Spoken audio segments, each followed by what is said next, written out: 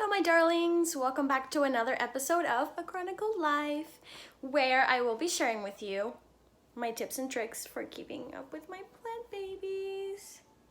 And Leo says hi. So yes guys, there are tips and tricks and we are keeping them secret. I don't think that we keep them a secret on purpose. I think that we all just have different tips and tricks. So today I will be sharing with you mine.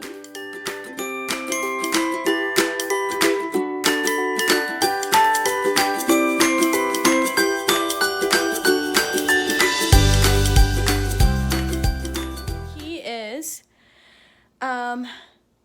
not the biggest fan of plants. He likes to eat them, so plants have to stay usually in places that are out of reach, which is kind of hard for cats to keep plants out of reach of cats, because cats can jump pretty high and they usually like to climb up on shelves and stuff like that. But it is very important to keep your plants away from your pets, guys, because most of these beautiful plants that we have in our house are very toxic and they can either cause stomach issues or they can even cause death to our pets. So this is a quick break to remind you guys to keep your plants away from your beautiful pets, because we love both our plant babies and our cat babies and dog babies, and we want to keep them all safe.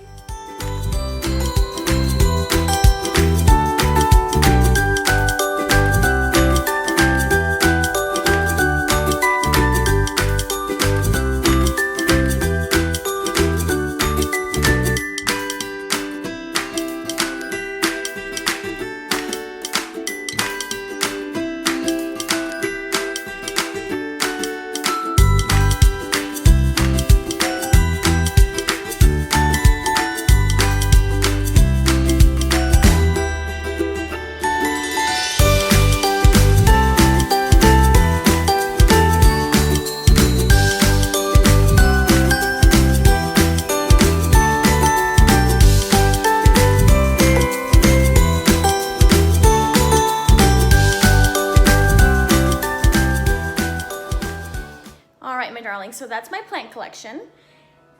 My babies that make me a plant mommy.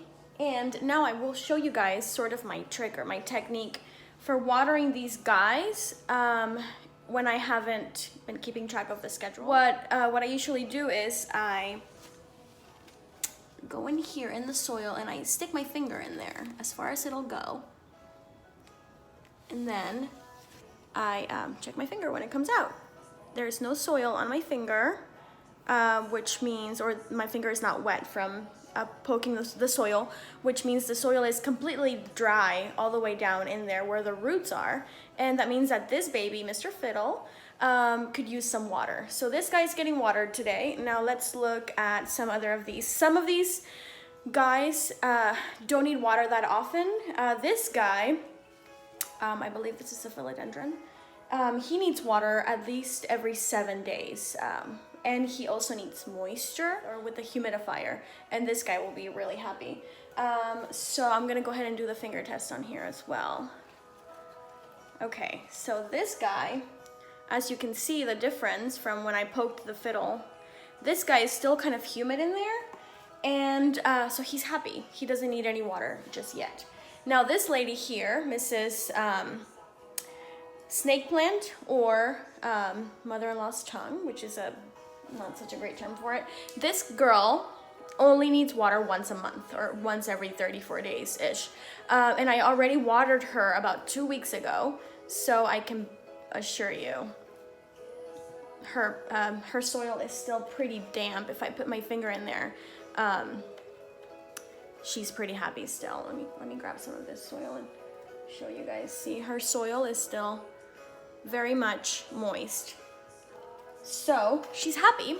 She won't be getting water for a while, maybe for another 2 weeks. All of these guys were just watered a week ago, and usually they need water once a week. This is my once a week shelf, except for tiny little succulents here. But because it's winter and because there's not a lot of sun or heat coming into the room, right now. These guys don't need to be watered, but every maybe like 15 days, 10 to 15 days. But I'm always keeping an eye on them. If they start to look a little sad, then that means that they need water. And these ladies here, these are my happy girls. As you can see, they're still pretty perky, and that means that they are happy. It's these guys up here on the shelf. They are not very happy. Let me see. So, Mr. up here, that is a Pothos, just like my hanging ladies, and that guy over there, I think it's called Devil's Ivy. They are so droopy, they're sad, they need water. My beauty right here, this is called a pancake plant, I think. I think it's also called a Chinese money plant. She's still pretty happy, but I will water her today because I know her soil is already dry. These guys have really small pots, and they get all the sunlight from this huge, beautiful window. So these guys, even though it's winter here in Houston and it hasn't been so hot, they still get plenty of sunlight, which means that their soil gets dry fairly quickly. Adding the factor that their pots are very small. So these guys are still getting watered every week, once a week. Usually my watering days on Sundays or on the weekends. But yeah, but this girl over here, Mrs. Swiss Cheese, I haven't watered this girl in about 2 weeks.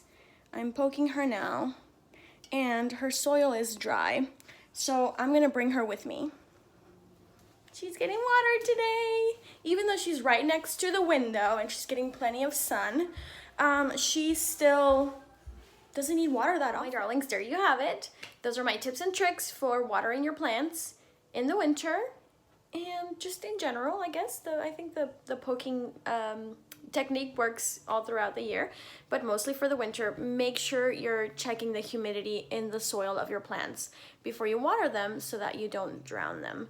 And I hope this video was helpful for you guys. If it was, please like and leave a comment and tell me about your plant babies. I would love to hear about it. Thank you guys for tuning in, and don't forget to subscribe. Bye, my darlings.